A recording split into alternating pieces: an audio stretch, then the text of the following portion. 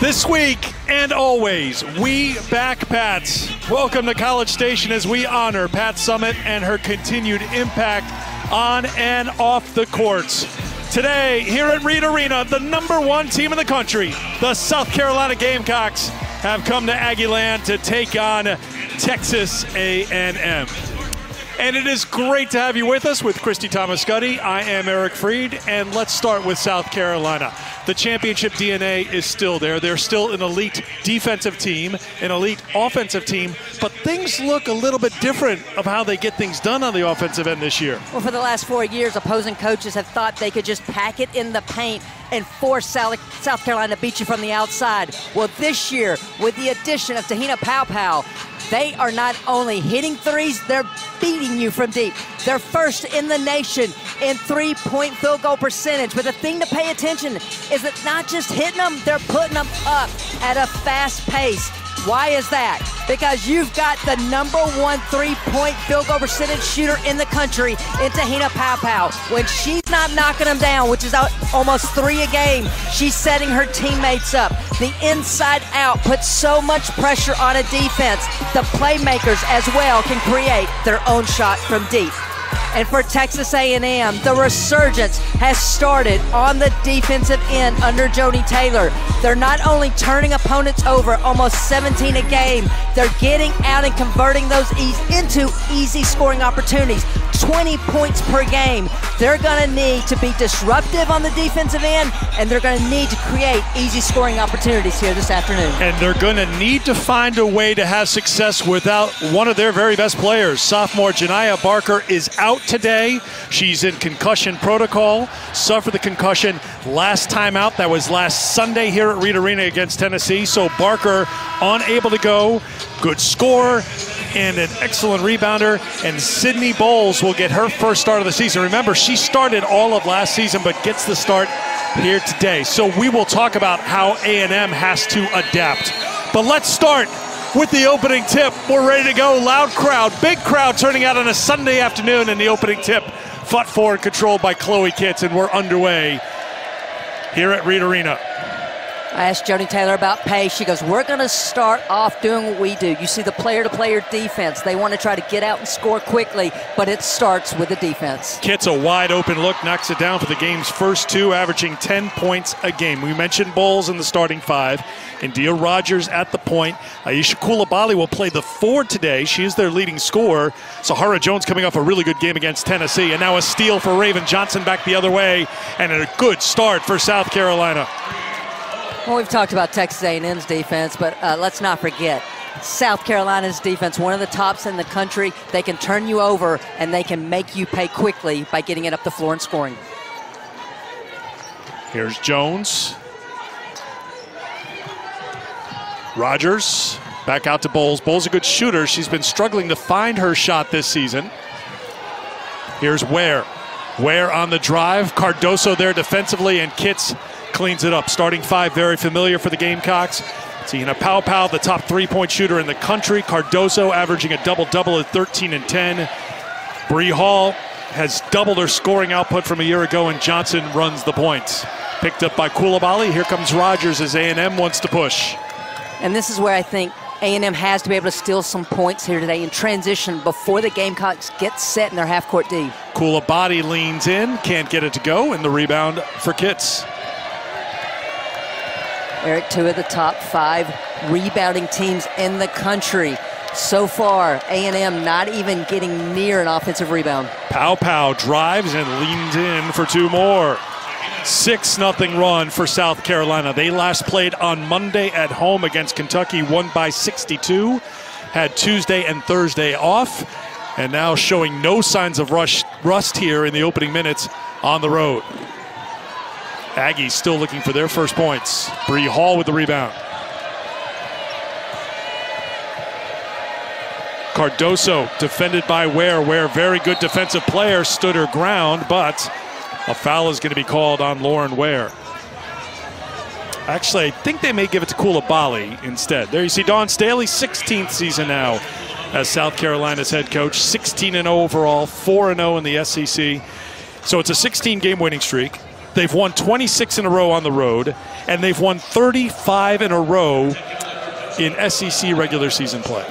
So what I hear you saying... You want streaks? I got streaks. I got plenty. There's more where that came from. You're saying they're pretty good.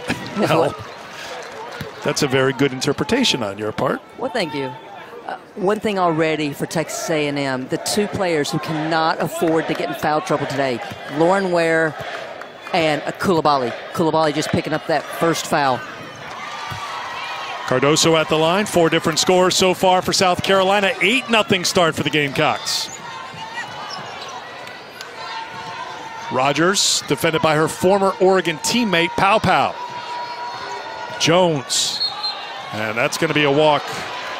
A&M, on average, turns it over 13.5 times a game, forcing their opponents into better than 17 a game. Joni Taylor's team looking a little ragged here against the #1 team in the country in the opening 3 minutes. Well, you can't underestimate the effect of Joni Barker not being on the floor. She takes up so much attention from opposing teams. So now defenses can play a lot more solid against this A&M lineup. And it's also on the glass, where Barker's a huge loss for A&M. Pow, tough three, but she makes everything from outside the line. 57% from outside the three-point line this season. 11-0 Carolina. I think the remarkable thing about Pow Pow, they have, to this point, 16 games on the season. All 16 games, she's had at least 2 made threes in each game. Coulibaly on the drive. Cardoso comes to help. Picked up by Jones. Still a lid on the basket for Texas A&M. Bree Hall on the push. Nice job by Rogers there in transition defense, because Cardoso was first post down. And there is a foul on Ware. Count the basket and a chance for a three-point play. So just as you mentioned, Ware and Coulibaly, they have to stay out of foul trouble with Barker out today. They both have fouls here in the first quarter. Well, and one thing that Dawn Staley said today is, I want my bigs to get more aggressive and look to score one-on-one down the low post. Head coach Dawn Staley has to be loving this and one opportunity. Cardoso 69% from the free throw line. Can't hit this time, but a second chance opportunity. Kitts. And an offensive foul is going to be called on Chloe Kitts.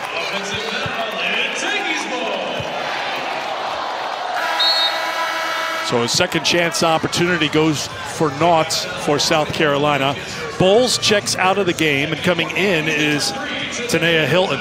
So you start to talk about it, the impact of the loss of Barker. Now, A&M has known since the beginning of the week they weren't going to have her, but that doesn't make that prep any easier or make today taking on #1 any easier. No, I mean, you can know what you're supposed to do, and you can do it against your practice players. It's really difficult to simulate the #1 team in the country, this #1 defense, this #1 rebounding team. And early on, I've seen some players look like they're going too fast. They're trying to do too much. What I would really like to see A&M start doing is trying to beat their player one-on-one, not to score, but to pull and force rotations, hopefully to set up some easier scoring opportunities. Bringing the pressure on Rogers. Now Ware. The foul is on Raven Johnson, by the way. Here's Hilton. Close out by Kitts. 3 on the shot clock. Jones blocked by Kitts. Excellent defensive play. They said that South Carolina got possession, apparently, so they reset the shot clock. Here comes Carolina the other way. Cardoso tried to get it inside. Coulibaly there defensively.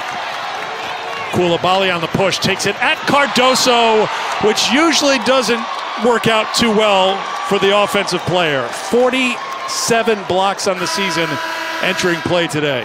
Have I mentioned South Carolina's the #1 team in the country with blocks? And you see there, Cardoso's just measuring up. Coulibaly thinks she has the step, goes up strong, but it doesn't matter when you're trying to attack 6'7" at the rim. Soleil Williams, freshman from Cincinnati, into the game. There's Rogers, can't hit. Cardoso's got the rebound. Well, Cardoso had Kitts on the run out, missed her. Pow Pow on the push. Back for Hall.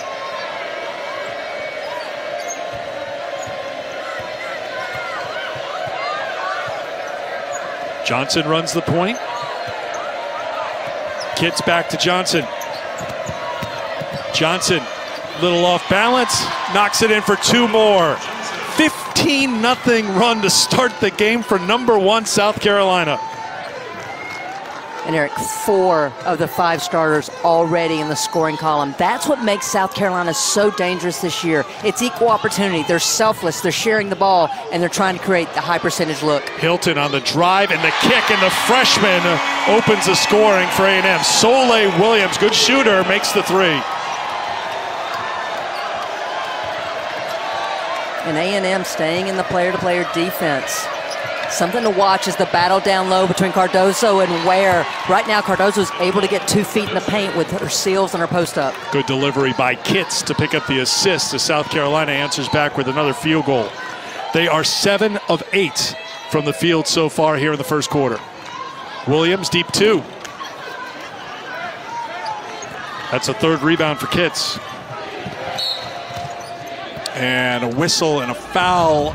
I think it's going to be on Ware. That's going to be 2. That's a big call right there. 2 early fouls. Great start for #1 South Carolina on the road.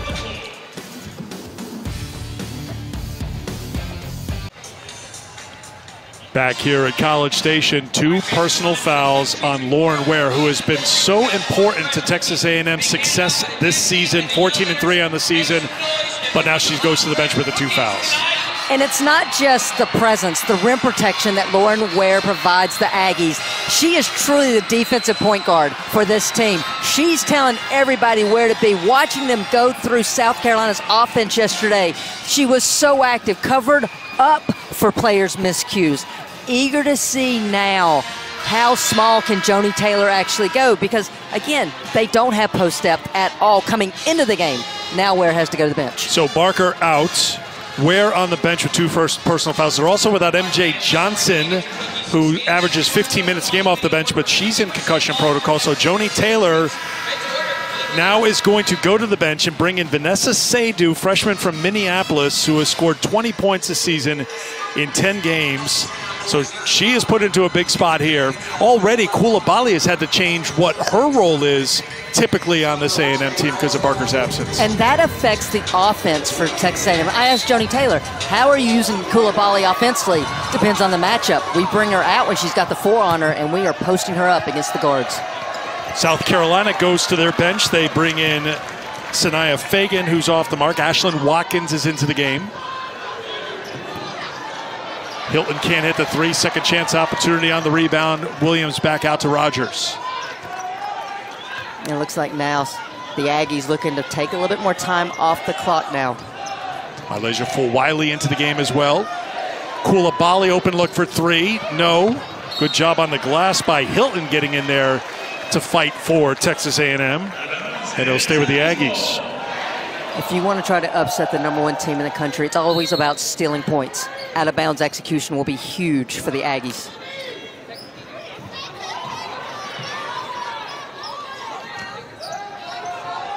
Williams has the points for A&M so far.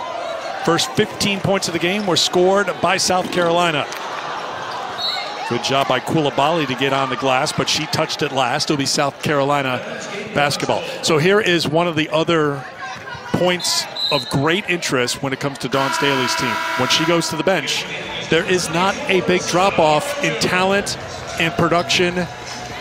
It just is amazing to watch how they can go to the bench and how she has been able over these last several years to keep everybody happy when she's got 10 or 11 players who should be on the court. Well, remember last year, going into the last weekend of SEC play, her bench was outscoring, I think, all but 2 teams in the SEC.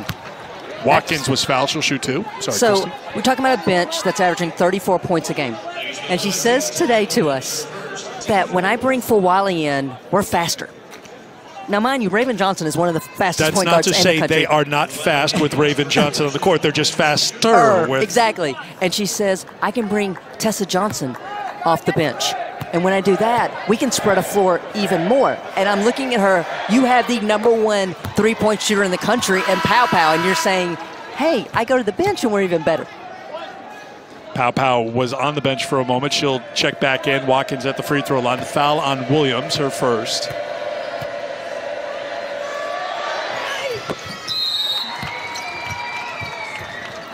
So Pow Pow is in. Raven Johnson will check out. Watkins, Pow Pow, Hall, Fagan, and Fulwiley, the 5 on the floor right now for number 1 South Carolina. And here's the thing, too. When you're playing South Carolina, it's got to be team offense, team defense. You got to set screens, your pace. You're setting up for screens. And right now, South Carolina just getting through every screen A&M's trying to set. Good job by Hilton to break up that pass. Here comes A&M back the other way. Hilton's been really good so far for the Aggies, creating second chance opportunities and just being active. Rogers a couple of steps beyond the three-point line, couldn't hit, and a foul is going to be called on Texas A&M. That's going to put the Aggies over the limit, and South Carolina will shoot the rest of the way here in the first quarter. Seydoux picks up her first. And it's going to be a lot of teachable moments here for Joni Taylor with some of these young players who are being thrown in to the very deep end of the pool here against South Carolina. Well, inexperienced but talented. And even watching practice and shoot around, like Seydoux has so much potential. But this is a young lady that just started playing basketball in 8th grade. The plan was to redshirt her, but then when Jada Malone goes out in October, they just didn't have post-up. So the decision is now sink or swim, no pun intended, for the freshman. KK Green in the game right now for Texas A&M. Fagan knocks down a couple of free throws. And here comes Tessa Johnson, freshman, onto the floor. Good shooter at 42%. Went for 11 against Kentucky. Made 3 3-pointers in that win for Carolina in 4 attempts. And this is an area for Fulwiley that Donstad just wants her to continue to get better at, the defensive end of the floor. Hilton spinning against Pow Pow to Coulibaly, and she'll earn a trip to the free throw line.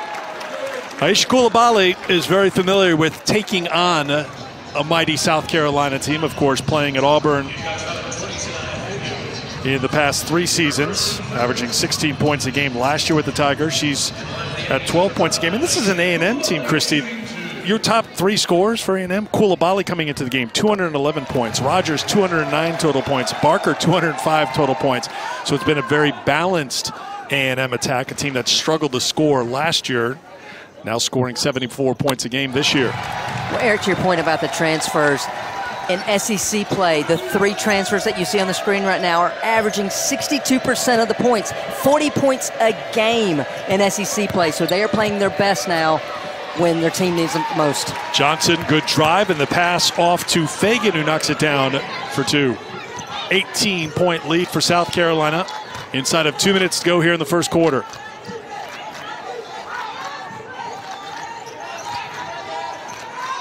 Williams takes it to the basket. No. Fagan the rebound. And here's Fulwiley. And she gets called for the travel. Eric, on the season, South Carolina averaging 9 blocks a game. But what you don't keep stats on is the number of shots that they force you to adjust. That time, Williams getting to the rim, but sees the rotation and just off on the layup. And then Fulwiley turns it over. So Dawn Staley said they're faster with Fulwiley. Is sometimes with the freshman, there is being too fast. Williams step back 3, no. Yeah, the rebound for Fulwiley. Outstanding ball handler, playmaker. Can't get the shot to drop, then the rebound pulled down by A&M's Green. There's Fulwiley up top with those quick hands. Coulibaly spinning, swatted by Watkins. 47th block of the season for Ashlyn Watkins. Down to the basket goes Pow Pow. No, the follow-up, yes. Fagan. Good minutes here in the first quarter off the bench for the junior from Georgia.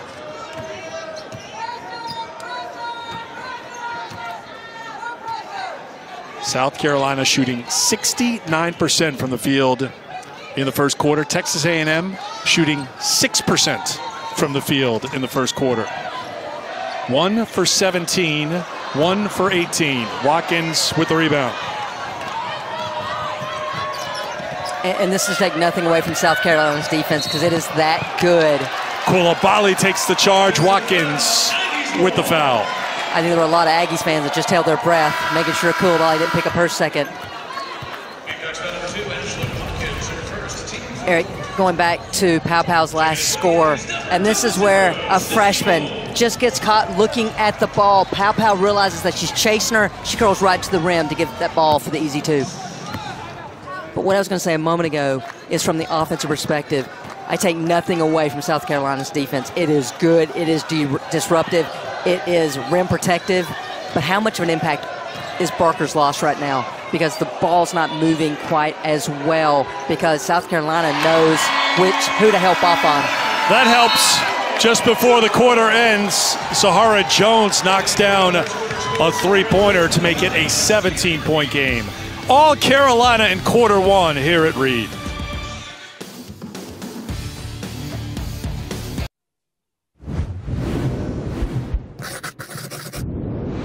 Tennessee has won the national championship. 34-plus season, 1,000 career wins. History happened here. Pat Summitt and Destiny have met. Her eyes, her intensity, her strength will always be remembered. No matter how much success you have in life, that doesn't make you a bigger or a better person than anyone else.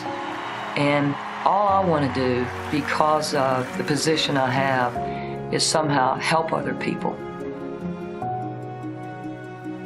Love to hear the words from our friend Tamika Catchings as well, who was back at Rocky Top in the game before ours here today when Tennessee knocked off Vanderbilt 73-64. I know a young Christy Thomas-Gutty, who was this can't-miss guard out of Alabama, elite three-point shooter as a player at Tulane and then went into coaching. I know you were very much influenced by Pat Summitt, the head coach.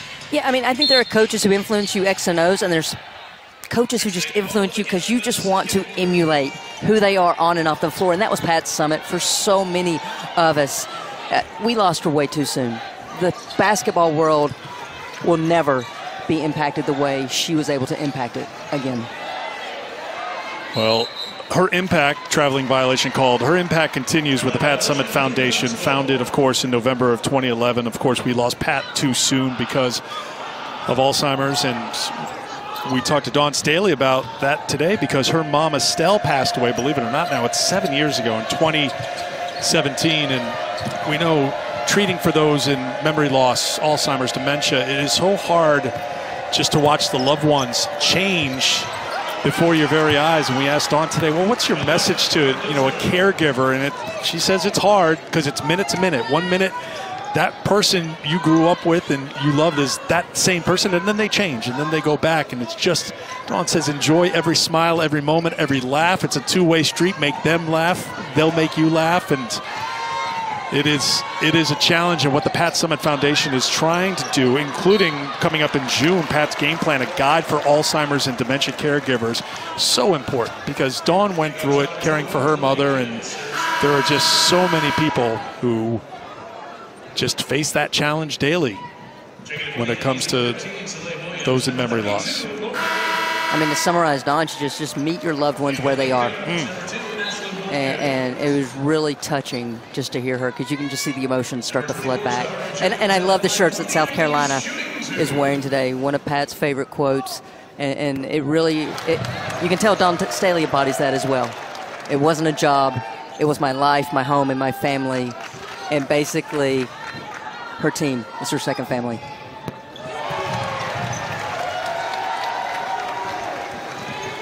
Sahara Jones leading the way for Texas A&M. She's got 5 points.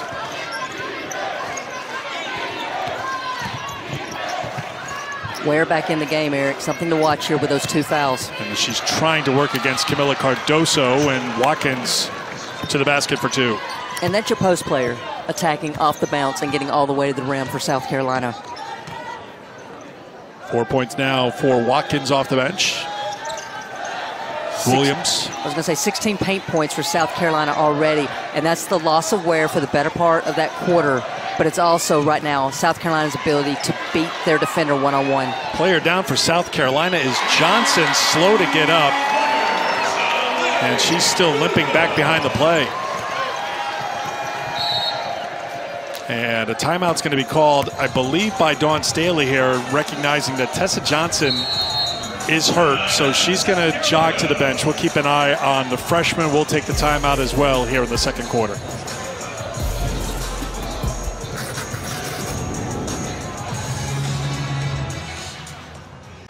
What's going on there, Christy? Give me your analysis of what you're seeing on the screen right now. He stole Eric Freed's outfit, and Eric's been pouting ever since, and I think he's wearing it better. First of all, I lease it out, $10 an hour. I demanded it is professionally dry cleaned after it's being worn. What is the gizmo on top of the head? I think it's just to add it's yours, to the look. so. Yeah, just try. I got nothing. I got nothing that I should say. If I want to keep broadcasting with you the rest of the day. All right, adjustments, Christy Thomas-Scuddy. South Carolina jumped out to a 15-0 lead. You can see since that time, 14-13 is our scoring. So Joni Taylor has had to kind of go to the back of the playbook a little bit here. Well, I love that she went back with Ware. Why keep her for the second half if this game is out of control? And I can't say it enough what Ware brings to the floor for this team on both ends of the floor. Such high ball IQ. She is the leader. She is the heart and soul of this team. For A&M right now, you got to defend one-on-one. You see South Carolina able to get steps, and now they need, when they get the stop, can they score early offense? Rogers transition three, no, and a rebound pulled down by Cardoso.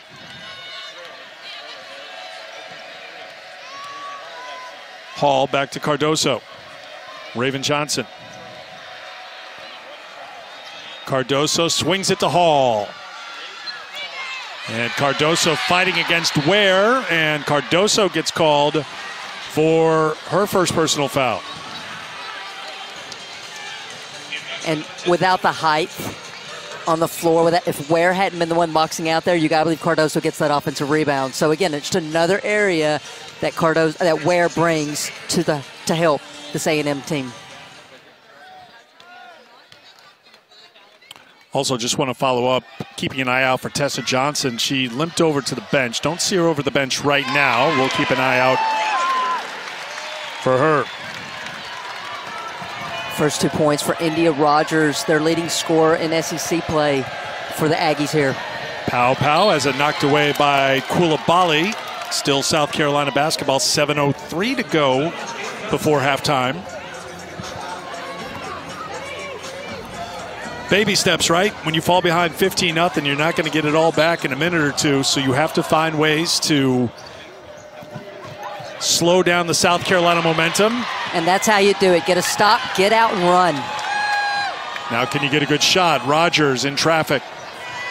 Coulibaly launches a three. Eric, to this point in the game, for Texas A&M, they're 3 of 11 from three. They are 0 of 12 inside the arc. They've actually made one. The Rogers basket jumper, was you're their right. first two-pointer that they have made here today. Nice catch. Aggies ball again. 6:37 to go in the second quarter.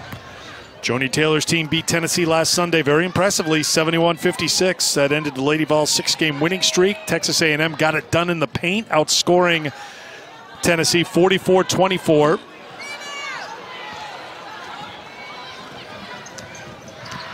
Trying to push back against South Carolina, but ice cold from the field so far. And then a breakdown defensively. Bree Hall takes it all away for her first two. Can't say enough about the improvement Bree Hall has brought to this program this season. Started slow offensively, but has been so good from three, especially here in SEC play. In this generation where players transfer when they're not playing, nice to see Bree Hall get her flowers here this season. Nice job by Rogers to find Ware, who had the advantage against Johnson, but just couldn't hit. Texas A&M 15% shooting from the floor. Hall, open look for three. Eric, you started this broadcast talking about how there's so many similarities with this South Carolina team. That last possession is where I see the growth the most, is how they're reading the defense, making the extra pass to get that high percentage look. And obviously knocking down the three. Ware came flying in, but it's going to be Raven Johnson who gets called for the foul. Extra pass by South Carolina. Bree Hall, feet set, squared, knocks it down. Hall's an outstanding three-point shooter at 48%. Second in threes made and attempted. Averaged 5 points a game last season, up around 11 this season. Great improvement for her. Did you say 48%? 48%, yeah. But you didn't want to give her 67% here in SEC play? Well, that's fine. I'm sharing the wealth. Do you want me to give out all the numbers? Well, I mean, that's just a remarkable number. It's going to be a 5-second call. A little frustration there from Rogers as she couldn't get it in.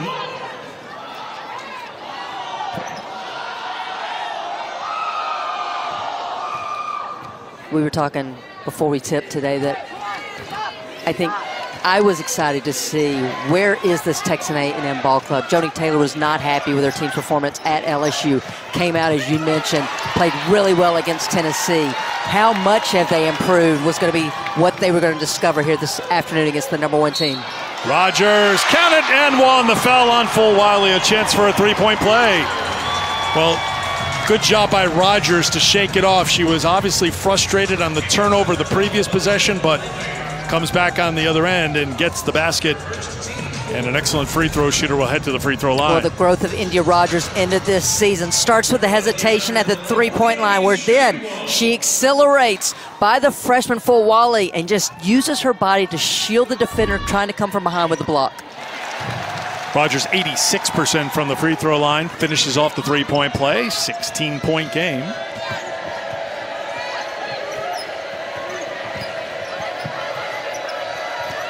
Hall inside, there's Rogers getting a hand on it. Still controlled by South Carolina, no reset of the shot clock.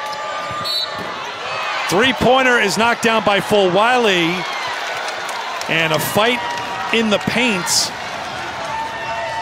A foul's going to be called on South Carolina. I think they're going to count the basket, though. It should be a made three. Kevin Patel and Maggie Tiemann talking it over right now. I think it's going to be a three, so count the basket, and then there's going to be a foul on South Carolina. Fagan picks up her second. You see Fulwiley definitely has it out of her hands in the air, and yeah, Watkins pushed off. That was what the call was. So it's a Watkins foul, but Watkins was frustrated. I don't blame her, because it looked like Bowles fell more than she was pushed. Watkins stood her ground on that attack, but then there's Sahara Jones to clean it up. Again, another good performance by Jones. 7 first-half points for Jones, averaging under 7 a game. Fulwiley on the spin for 2. In case you haven't been watching South Carolina this season, when Fulwiley steps on the floor, you've missed a lot. You don't step away. You don't go to the bathroom. You don't look down at your phone. Your eyes must stay on this young lady, because she is so dynamic and fun to watch. Rogers took a bump and will head back to the free throw line to shoot a couple.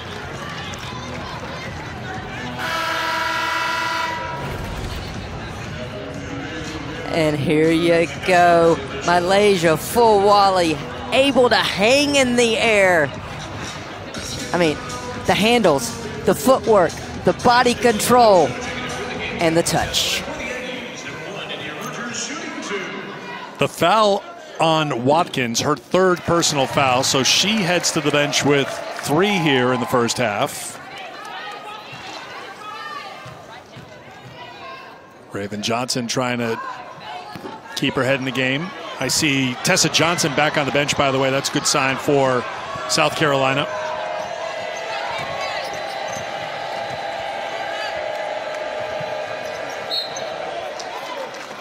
And a foul's going to be called on Rogers. That's her first. She'll head to the sideline to defend the inbounder, and that is her former teammate at the University of Oregon, Te-Hina Paopao. Those two matched up one-on-one right now. Well, they were two of the more dynamic scoring guards in the Pac-12 last year. Paopao wanted it. Paopao wanted it, you could just tell, and she got it, and she'll head to the line to try to finish off a three-point play.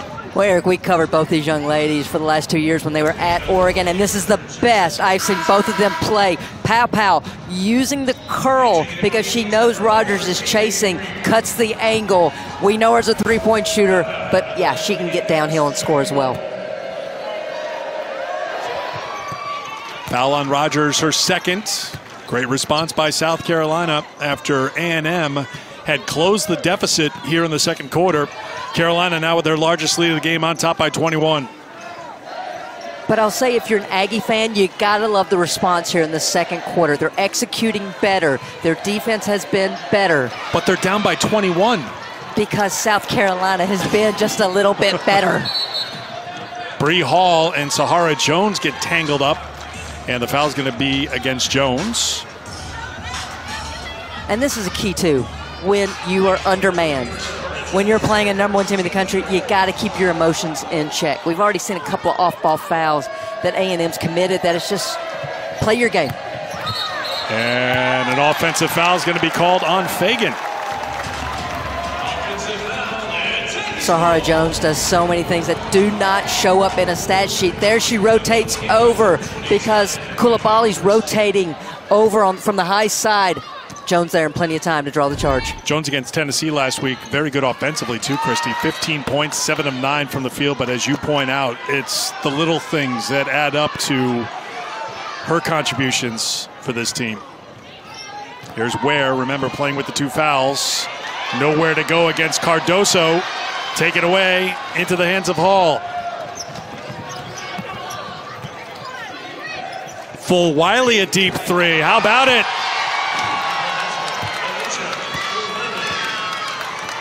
Eight points for the freshman. South Carolina now 4 of 7 from outside the three-point line. Top three-point shooting team in Division I when it comes to percentage, at better than 43% from the field. Green. Jones. You can see the improvement for South Carolina as A&M scores on one end, and how what was a weakness a year ago that cost South Carolina has turned into a great strength for them this year. And I think it starts with Paopao. And I asked her today, because we know all the whys as she came to South Carolina. She wanted to be better defensively. She wanted to be challenged. She wanted to get pro ready. But I said, what have you brought to this team? And she said, I think I give them confidence. I think they know when they shoot the 3 that's going to go in. And I thought that was so enlightening for one of the best shooters in the country. Fagan, ahead of the field, was calling for it. Hall got it to her. Closing in on 90 seconds to go. Fagan with the little hook. She's had a good first half. So we've seen Cardoso post up and score. We've seen Fagan post up and score. We've seen Watkins score in the paint. This is what I mean. There's just so many different ways that South Carolina comes at you with different players in terms of their athleticism and skill. They have 47 points on the board, Christy. No one's in double figures yet. They've got 4 with 8 points. That balance has been a big part of their success this year. 16-0, 4-0 in the SEC. Texas A&M 23 points. South Carolina 24 paint points. Fagan is fouled by Coulibaly on the drive. That's going to be her second personal foul. Sinai Fagan just patient. Feels the defender, works to get even better position, and knows she's got the extension with that little baby hook. Great touch at the rim. So Bowles and Ware and Jones will all go to the bench right now with less than a minute to go in the first half for Texas A&M, and it will be Sinai Fagan at the free throw line.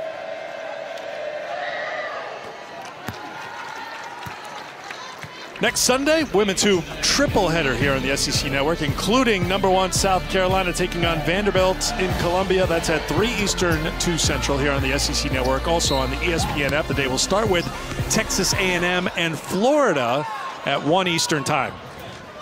And this is where the Aggies get a little bit too fast, trying to inbound the ball, step over the line. Official right there to make the call, South Carolina ball. South Carolina actually has more turnovers here in the first half than Texas A&M. But the scoreboard tells the whole story right now in this one. 15-0 run to start the game for South Carolina. Right now on top by 26. Pow Pow defended by Williams. Fagan.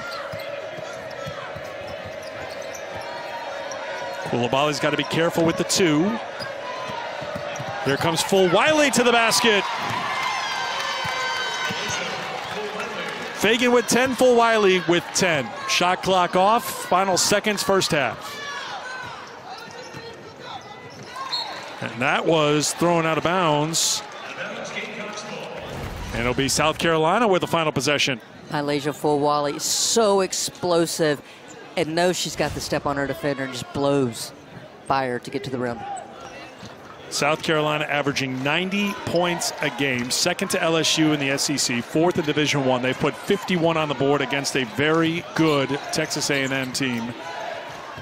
Looking to add to it right here. Fulwiley, deep 3, yes! Right in front of the A&M bench for the exclamation point on the first half.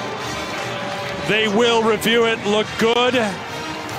31 the lead at the half for the #1 team in the country, Peter.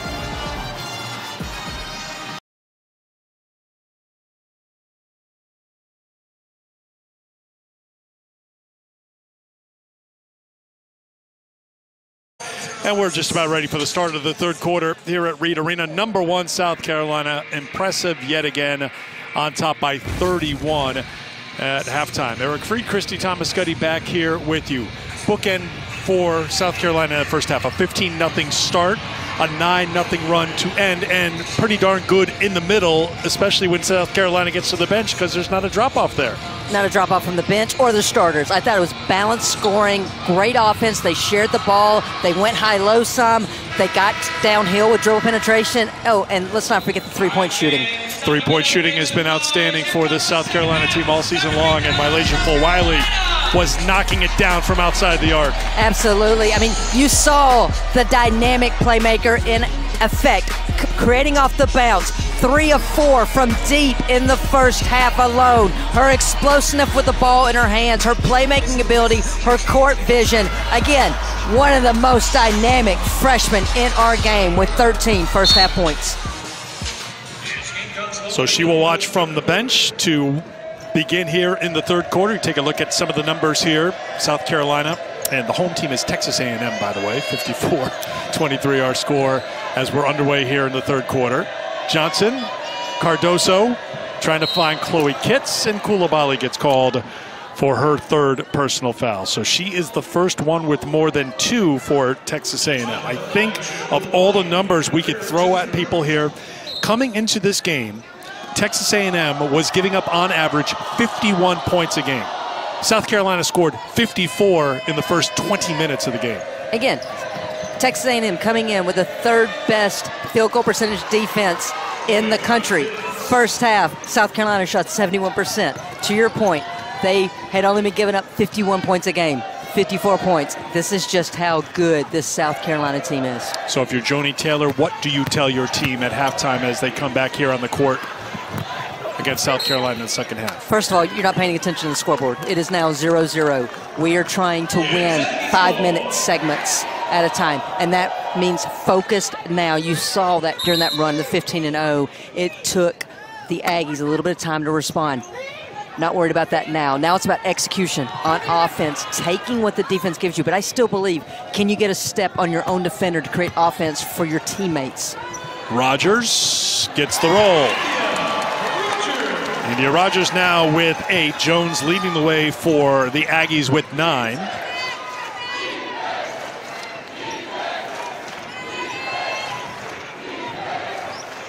Kitts from Johnson. We talked about Chloe Kitts last year when she joined the team early from high school, and it was like an internship, just being around South Carolina. And I think you've been very impressed about her improvement on both ends of the floor here in her first full season with South Carolina. Well, it started in the offseason. She put on muscle, which has helped her be able to play that 4 spot. But you talk to anyone in the program, they're always amazed at Chloe Kitts' ball IQ. And in Dawn Staley's offense and defense, she wants that 4 player to be vocal and really set the table for her teammates. But it's Kitts' defense that's really impressed me to this point in the season. Just picked up her 4th rebound. Here's Pow Pow against Bowles. The little flip for 2. Pow Pow into double figures now with 10 to go along with 4 assists. Rogers to Jones, open 3. She's having another good game.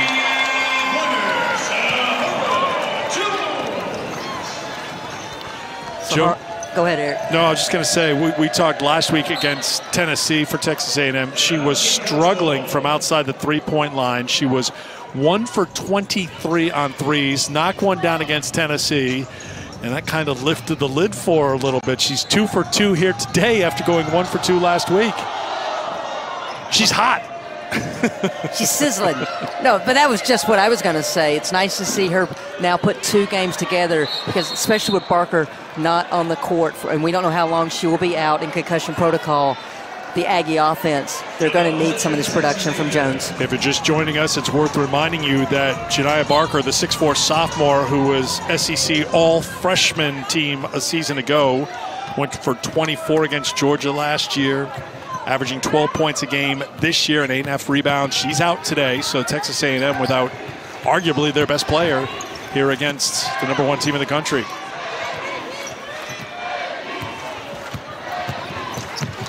Jones, another strong take to the basket.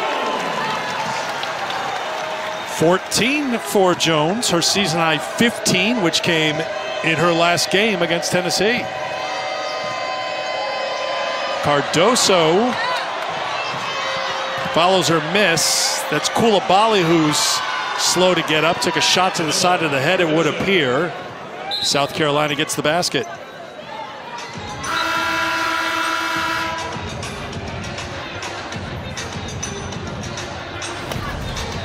Well, as Eric mentioned, this bench is already lean. You see Coulibaly just going up. Looks like she just caught an elbow by Cardoso as Cardoso was going up for that rebound.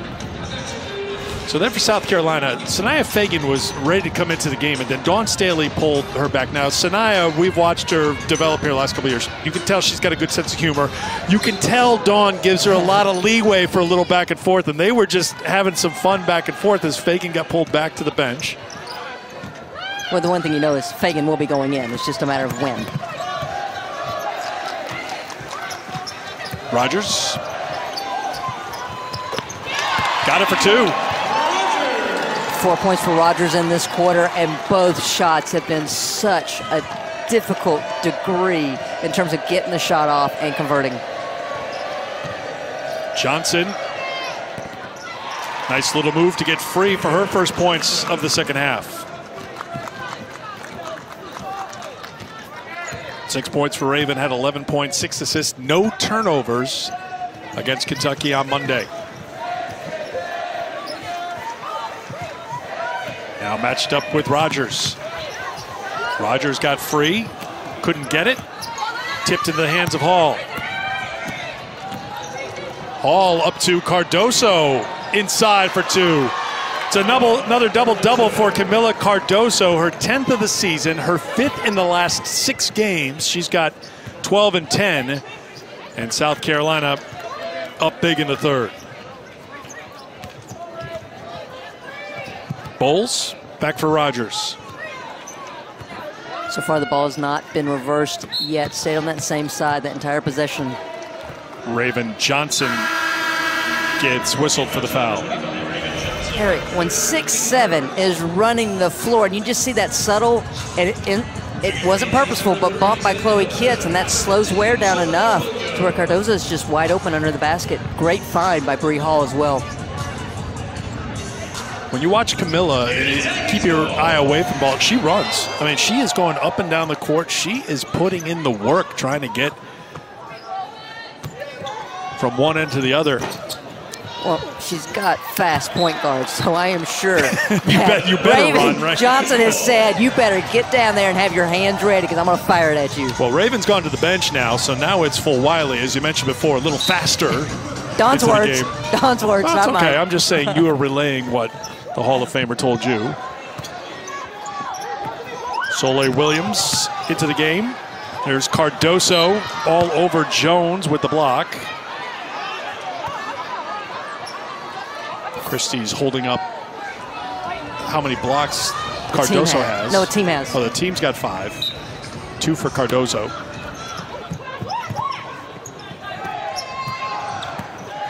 Williams with a nice crossover, and then the beautiful fake to get open, but just couldn't get the shot. Jones is down on the deck. Seydoux goes down as well. Numbers the other way. Fulwiley faked the pass, dropped it down, gets the assist, the kids.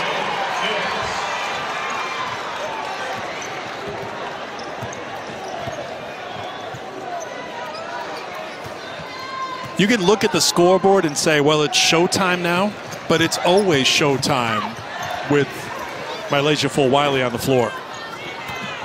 Tipped out, here's Bree Hall. He's got Fulwiley on the left. Hall will do it herself, but not get it. But there's Kitts to clean it up. Chance for a three-point play for Chloe Kitts. 8-0 run for South Carolina. Aicha Fulwiley just putting on the show, setting it up. Big lead for South Carolina.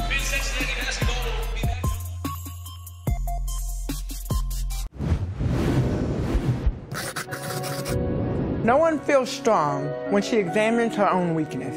But in facing weakness, you learn how much there is in you.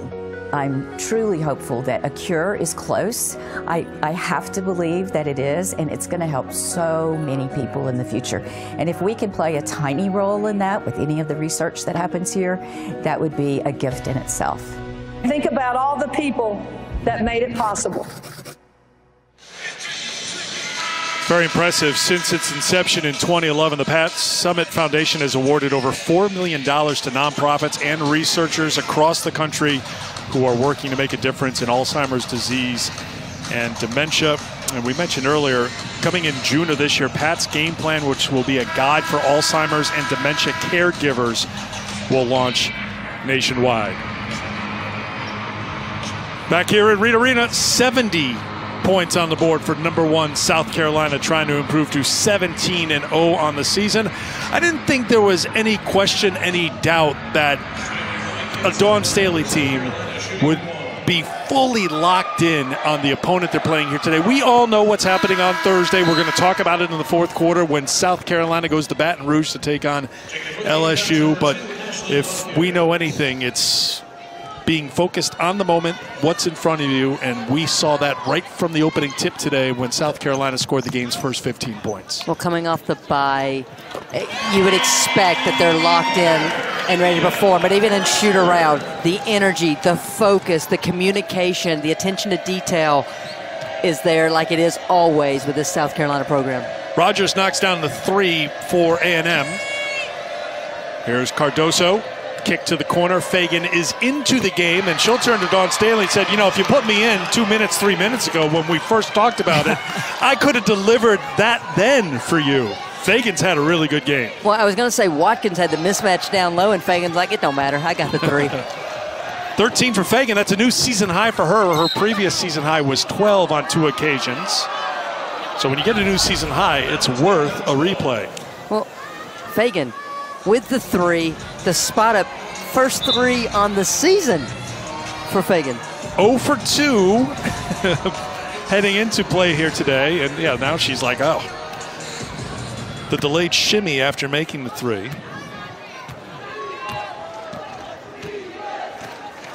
Fulwiley spinning with the left hand, no. Sticks with it though. Rogers comes away for Texas A&M. Williams can't get the 3. Trying to tip was Hilton. A rebound for Fagan. And that's just a small example. Williams had more time than she thought. I thought she rushed that, didn't get her feet set. Same thing with Hilton on that rebound putback. Fulwiley tried to thread it into Cardoso, who touched it last. Turnover by South Carolina. That's 9 for South Carolina. You asked Dawn Staley today, room for improvement. And when you're the only undefeated team in America, it's hard to find things, but she had a couple of quick answers. One was taking better care of the basketball. Yeah, she said we need to reduce our turnovers. The second thing is she says, I want us to box out better. Now, I need to remind you, this is a great rebounding team. Wait, aren't they #1 in the country in total rebounding? She wants a greater margin, apparently. And then she wants her bigs to go get buckets when they're one-on-one. And again, fans might be like, why? I mean, this is the #1 team in the country. They're undefeated. Dawn Staley has always built her teams for April. She is looking for the constant improvement to go and cut down the nets at the end of the season. Sahara Jones has a new season high. She's got 16 to lead A&M in scoring. Watkins couldn't get it. Coulibaly's got the rebound. Williams on the run out with Fulwiley back. Williams with the finish. Freshman against freshman right there. Tremendous finish by Williams, but did you see how high Fulwiley got up trying to block that shot? Bree Hall gets tripped by Williams with 2:10 to go here in the third quarter. For Williams, that is her second personal foul. Great job by Coulibaly to lead Williams in transition and goes up on the inside, but Fulwiley slapping the backboard. Cardoso, no, and Coulibaly. Look at Cardoso going stride for stride with Coulibaly, but well done by Aicha to get the finish. That's her first field goal. It has been tough sledding for her today. She missed her first 7 field goal attempts. Well, usually in most games, Joni Taylor can maneuver Aicha around to create offense for her. Playing out of position today due to Barker's absence, it's just been tough for her offensively. Inside of 2 minutes to go here in the third quarter. Here comes horns action by the Aggies, trying to get Williams downhill or settling for the 3. Watkins with the rebound.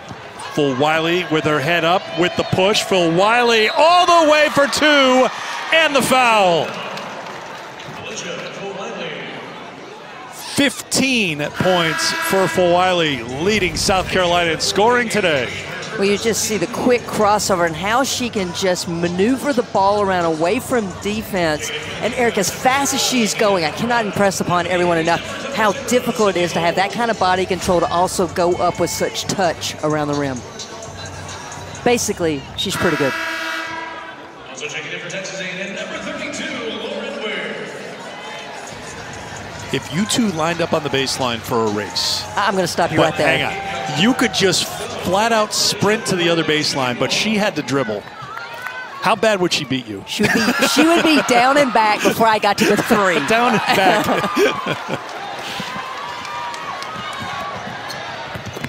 Oh, nifty pass. Bowles with the finish. Hilton's played well today, just giving energy and doing some little things to help the Aggies. Fulwiley looks it off and finishes again. She's got 17. Remember, she had 17 in her memorable collegiate debut against Notre Dame in Paris. There's Lauren Ware. Has not been Lauren's day. She picked up 2 fouls in the first quarter, so that took her out of rhythm. Ware finally gets her first points. Chance for a 3-point play. Fulwiley again has the speed advantage on Bowles, and you just see how Bowles opens up, and that allows Fulwiley to get all the way to the rim, but you got to have some help defense on there as well from her teammates. Wiley to the bench with the 17 points. Ware can't get it, and Raven Johnson will jog it across half court. Final minute, third quarter.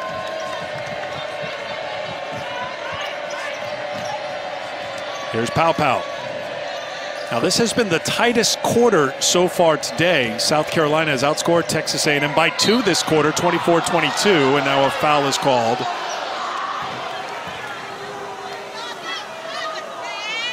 The collective groan as well as the facial expression by Joni Taylor says it all about that possession. That's 4 on Coulibaly.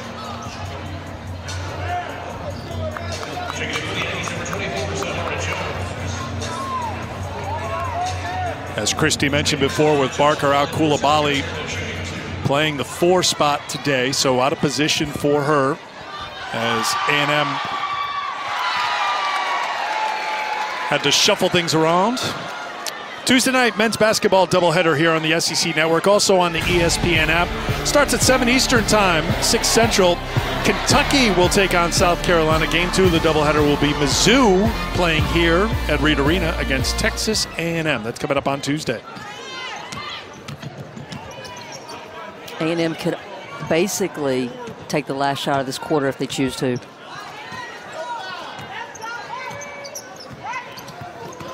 Aicha into the game for South Carolina, defending Hilton out top. Green rather out top, knocked away by Watkins. Jones over to Ware. Ware blocked by Fagan. 3 seconds, 2 seconds. Johnson makes the pass, and the heave by Pow Pow is off the mark. And that does it for the third quarter. South Carolina has put 79 points on the board through 3 quarters on the road at Reed.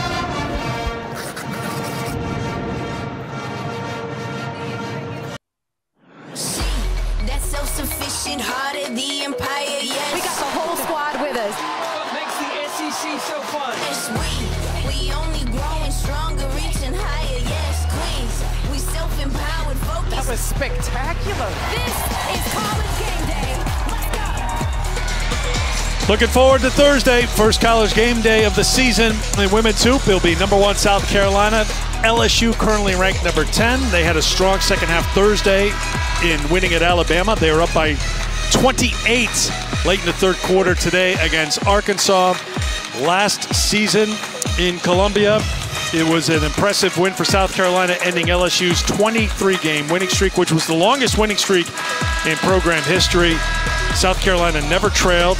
They shot 67% in the first quarter, 77% in the fourth quarter. It was South Carolina doing South Carolina things in front of a raucous crowd, and now they'll try to go on the road and do that again against LSU on Thursday.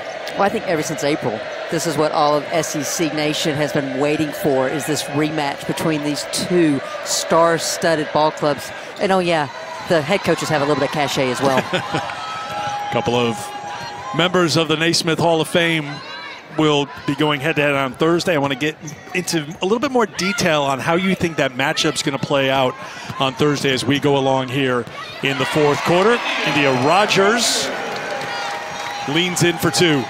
And then back the other way, it's Fagan who gets the layup. And you may look at that and blame Ware for the transition defense, but that's where when Rogers gets deep, one of the other perimeter players should have been getting back, and you can't let anyone run behind you in transition D. So Fagan has matched her career high with 15 points off the bench here today. Jones on the drive, Watkins with the foul.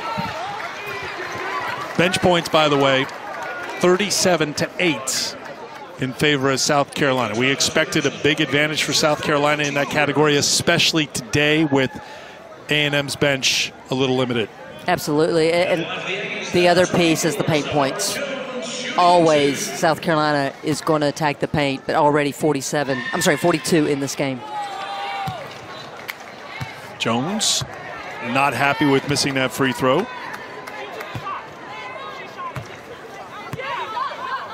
Jones playing so well these last 2 games on both ends of the floor. She's got 17. That matches Fulwiley for top scoring honors in this game today.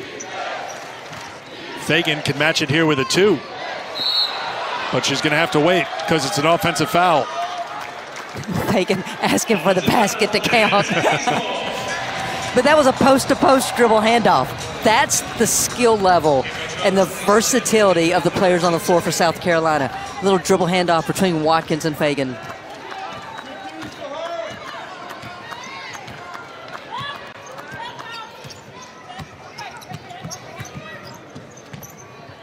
How about the challenge for Ware here today, who you were singing her praises earlier, Christy, and rightly so, because she's done so much for this Texas A&M team, setting screens, communicating, but she has been unable to come up for air here today against these South Carolina posts.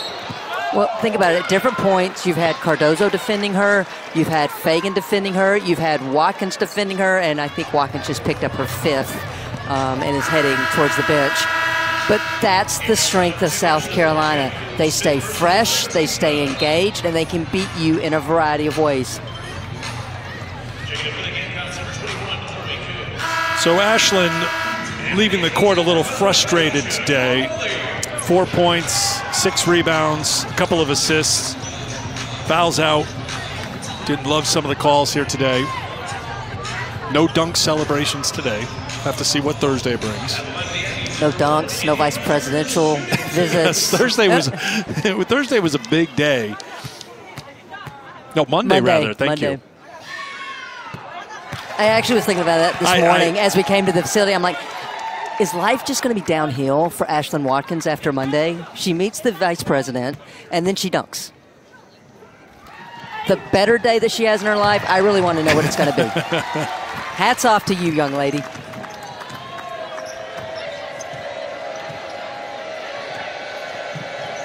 Johnson trying to work with Kitts. Knocked away. Good play again by Sahara Jones. Hats off to Sahara Jones on that entire defensive position. She was working so hard and got the deflection.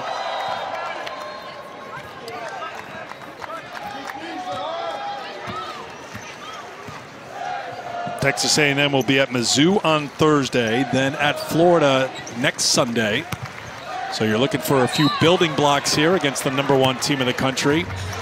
And a foul call will send Coulibaly to the free throw line. Asking, ye shall receive. You want to go back to multiple angles and views on this dunk by Ashlyn Watkins. This is your 4 player, first of all, who picks the perimeter player's pocket and just sizes it up and puts it down. And effortless. Honestly, yes. Effortless. But it's the bench reaction that you just have to. It just says so much about the chemistry and the culture of this program, how they were celebrating Ashlyn Watkins in that moment. That's for you, Ashlyn, because I know today didn't go to plan for you. So our producer, Justin Argo's like, let's just make her feel a little bit better about things. Cardoso back into the game for South Carolina. Now, we have kept an eye on the bench. Tessa Johnson has returned to the bench area, but she is in her warm-up right now, and it looks like she has a walking boot on her left foot. So she left the game in the first half, limped over to the bench, then disappeared for a while. So that bears watching because that is one of the bench pieces, quality depth pieces for the South Carolina team. There you see the freshman. I mean, high ball IQ is Tessa Johnson, always has her heads up. And that makes her a really difficult matchup in transition because you don't know if she's looking to score or set her teammate up. On the turnaround, no. Cardoso, yes. Cardoso with 14 points, 12 rebounds. South Carolina shooting 66% from the floor today. Coulibaly, no. Ware couldn't get the follow. And here's Pow Pow. And a traveling violation. So our crew in our control room, they went looking back to that play where the freshman Johnson left the game. It was right here. You can just see her, the roll right there. It looked like before that moment, she wasn't quite stable. And then as she made that final move, rolled it over. So, I mean, we hope it's just a tweak. Yes. Resting it for the rest of this game, and hopefully she's back on Thursday. If she's unable to go on Thursday, it would just be another example of showcasing and underscoring the depth for South Carolina. There are so many teams that have really tight rotations because of injuries or just the way their rosters are constructed, where they're playing 6 or 7, and if they lose 1 or 2, that is going to throw everything out of sync. And we know Johnson isn't someone who is in the starting 5. She plays 16 minutes a game, but Dawn Staley makes sure everyone has a voice and everyone feels like they've got a say in the success for the Gamecocks. Well, and you can say this is about different opponents and whatnot, but to this point in SEC play, here's the difference. Texas A&M's bench averaging 10 points a game. South Carolina's bench, averaging 31. That is a large margin of error for Dawn Staley and her staff. Seydoux gets whistled for the foul, protested by those on the floor and those in the stands here at Reed Arena. Cardoso for Kitts. Kicked over to Bree Hall for three.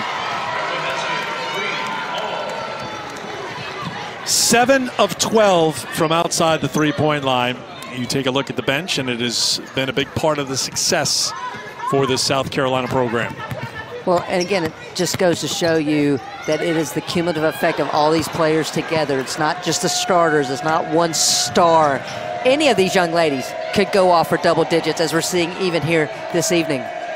Johnson to Cardoso, leans in, count it, and the foul. There's not much Vanessa Seydoux can do there once Cardoso gets 2 feet in the paint. 6'7" low post player, great find by Raven Johnson, and Seydoux's just not physically strong enough to hold her ground against one of the top post players in the country in Cardoso. That's 21 assists now, by the way, for South Carolina on the season, averaging just under 20 assists a game, which leads the SEC. Johnson will check out after getting that assist. Fulwiley back in. Cardoso finishes the three-point play. Sakima Walker comes in for South Carolina.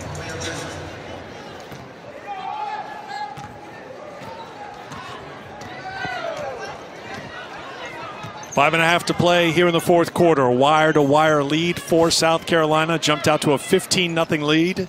Closed the first half on a 9-0 run to lead by 31 at halftime. Coulibaly gets knocked down by Kitts. It's going to be 5 team fouls on South Carolina.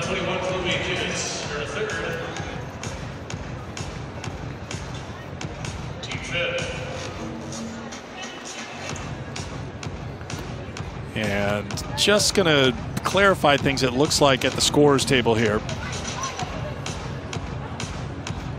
I think the officials, they want to make sure they've got the right player with the foul. Now the official score is checking in here.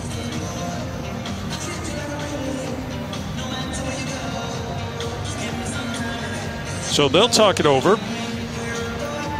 We discussed it with Dawn Staley today about, well, how did they handle this week after playing on Monday? They took Tuesday and Thursday off because their next bye week is not really a bye week because they scheduled the University of Connecticut on February 11th. So not all bye weeks are created equal. So it's a little opportunity for South Carolina. Get a little break knowing what was to come, a road game here at Texas A&M, and then Thursday at LSU. We have an administrative technical foul on South Carolina for an incorrect number in the book. It'll be 2 shots for anybody from Texas A&M, and we'll resume off of the free throws for Texas A&M. Thank you, Kevin.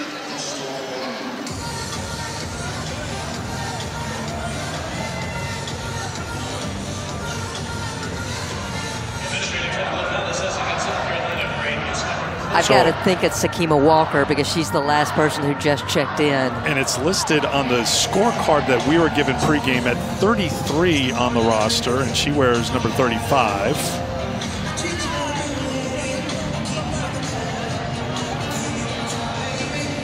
Now, Sakima's been 35 all year, so this isn't on her. No, that's when coaches go to the book before the game. Scorekeeper already put the numbers down, which he obviously went from that scorecard that was an error, but that's why you always check it.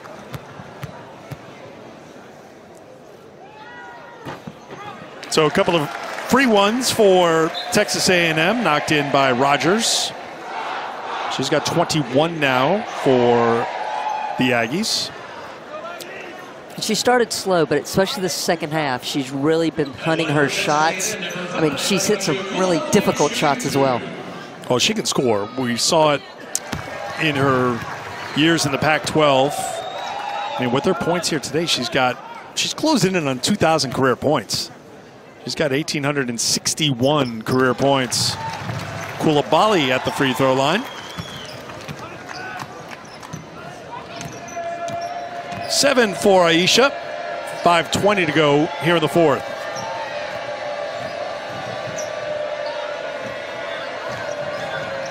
Kitts for Walker. 4-2.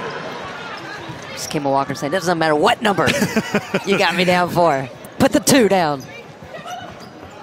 Do you think that was Dawn calling a play? Look, I hate that she got the technical. Let's work a play for her right away. There's a foul on the other end and 1. Keep those thoughts to yourself. I want you to formulate your thoughts. I want you to break down LSU and South Carolina when we come back.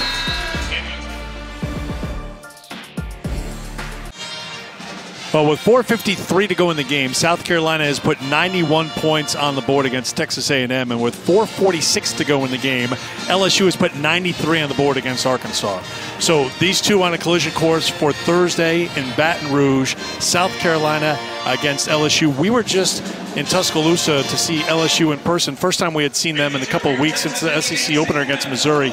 You thought they looked a little bit better on defense, more connected. That's been the issue for LSU this season. You thought they looked a little stronger on the defensive end. And I give Angel Reese credit for that. I think she is taking on much more of a leadership role right now. She's more vocal, and that's what I didn't see earlier in this season, is a team that was talking and covering for one another in the half court. Because let's be real, we know the number 3 scoring offense in the country is in South Carolina. The number 1 scoring offense is LSU.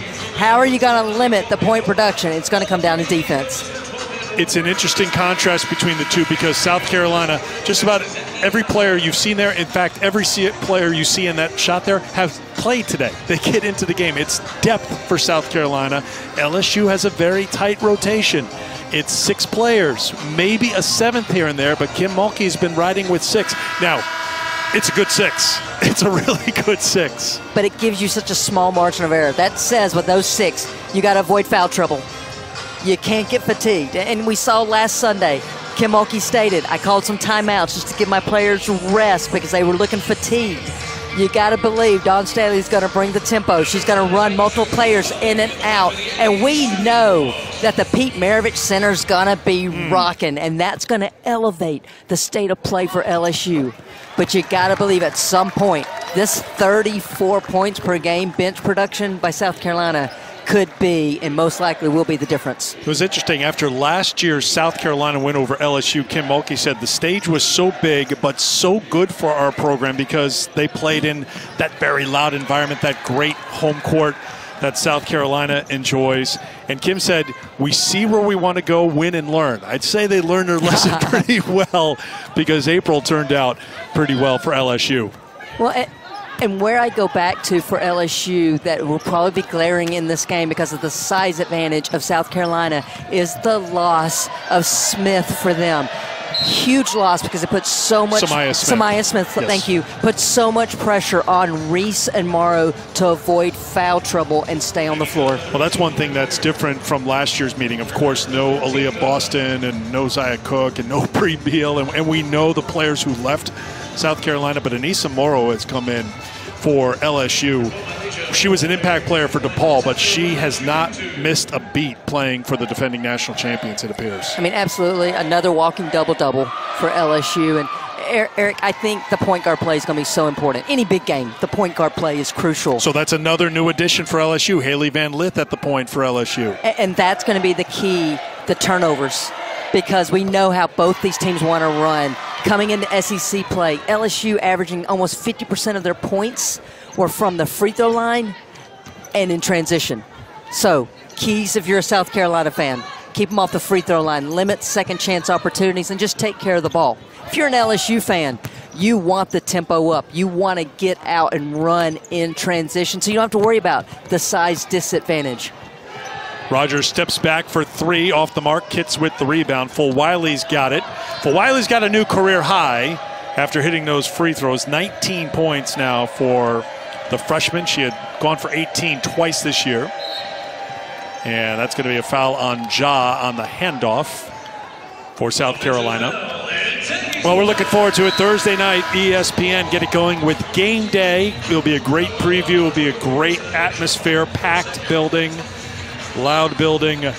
seeing the defending national champions taking on, right now, the favorite for a national championship in 2024, South Carolina.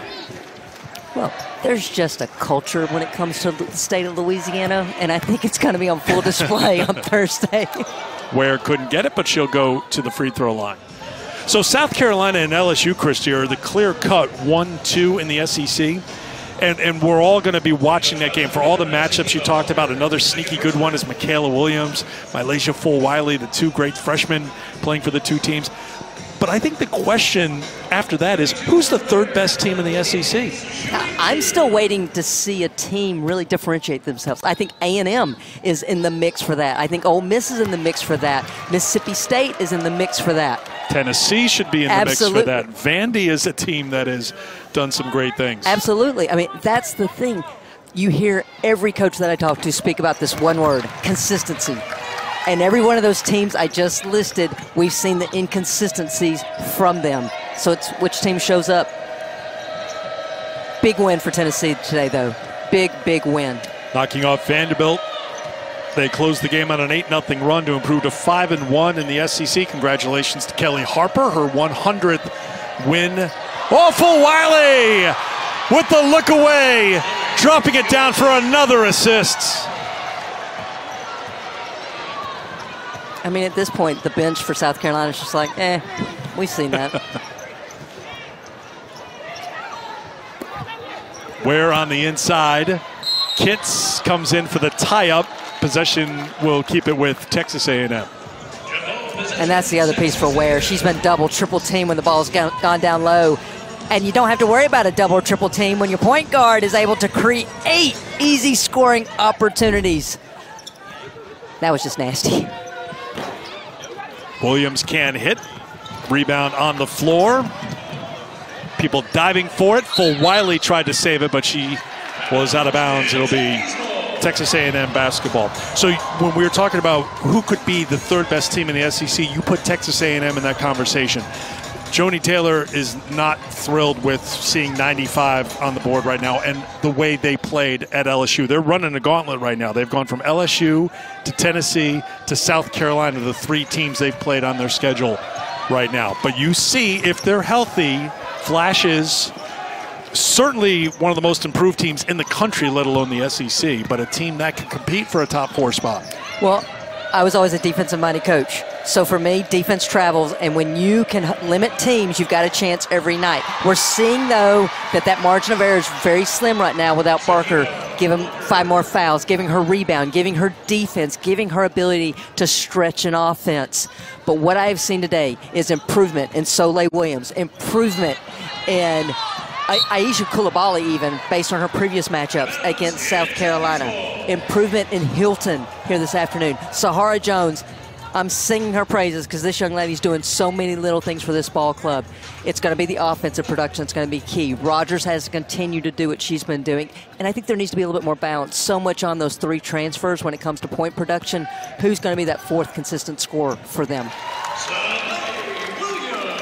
Williams knocks it down. She got the scoring started for Texas A&M. The problem was that the Aggies fell behind 15-0. Fulwiley adds to her new career high. A&M switching around the perimeter, and that's really difficult when you're flat-footed and she's already got the step of steam. She's going to blow by you every time to get downhill.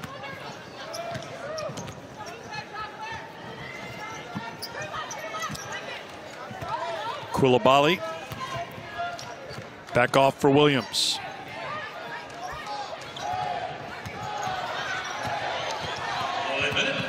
Williams on the drive, no. Kitts has the rebound. Final minute, South Carolina wants to push.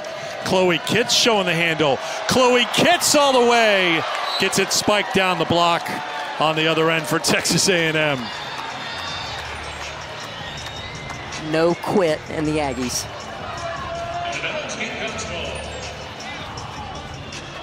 We mentioned it's on the road now for Texas A&M at Mizzou on Thursday. Mizzou lost at Kentucky today to end their modest 2-game winning streak. And then at Florida next Sunday. Florida plays tomorrow night against Mississippi State.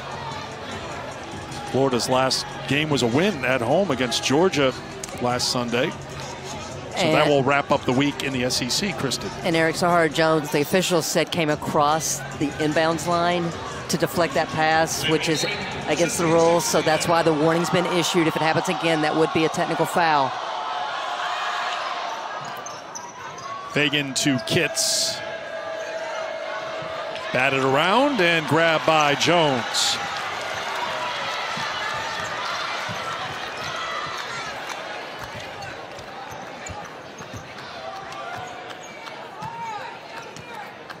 On the season, South Carolina giving up on average 51 points a game to opponents. So A&M has gone past that number. If you're looking for positives and ways to spin things here for A&M, I thought you just brought up a good point. They're not going to quit.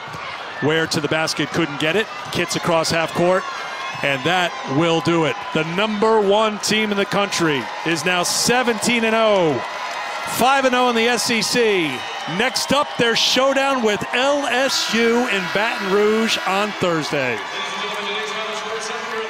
Well, undermanned team that showed up today for Texas A&M. They fought, but in the end, it's what we've been saying for the better part of 4 years, 5 years now. Way too much versatility and offensive firepower for South Carolina. Should hear from Dawn Staley in just a few minutes. Until then, Peter and Steffi, all yours. Coach, congratulations on the victory. Overall, your first thoughts on a road win?